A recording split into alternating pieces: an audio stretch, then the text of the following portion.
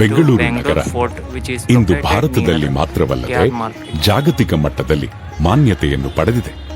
ಕೆಂಪೇಗೌಡರು ಸ್ಥಾಪಿಸಿದ ಬೆಂಗಳೂರು ಇಂದು ವಿರಾಟ್ ಸ್ವರೂಪದಲ್ಲಿ ಬೆಳೆದು ಅವರು ಕಂಡ ಕನಸುಗಳನ್ನು ನನಸಾಗಿಸಿ ವಿಶ್ವ ಮಾನ್ಯತೆ ಪಡೆದಿರುವುದರಿಂದ ನಗರದ ಬೆಳವಣಿಗೆಯ ಜೊತೆಗೆ ಸ್ಥಾಪಕ ಕೆಂಪೇಗೌಡರ ಹೆಸರು ಕೂಡ ಜಗದ್ವಿಖ್ಯಾತವಾಗಿದೆ.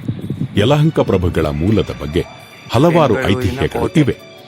1ನೆಯ ಕೆಂಪೇಗೌಡರು ಜನಿಸಿದ್ದು 1510ರಲ್ಲಿ.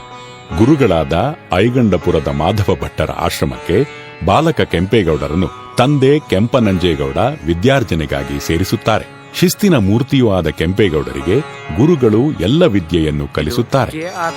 ರಾಜ್ಯ ಸೂತ್ರಗಳನ್ನು ವಹಿಸಿಕೊಳ್ಳುವ ಎಲ್ಲ ಅರ್ಹತೆ ಮತ್ತು ದಕ್ಷತೆಗಳನ್ನು ಪಡೆದುಕೊಂಡು ಕೆಂಪೇಗೌಡರು ಗುರುಗಳಿಗೆ ಅಚ್ಚುಮೆಚ್ಚಿನ ಶಿಷ್ಯ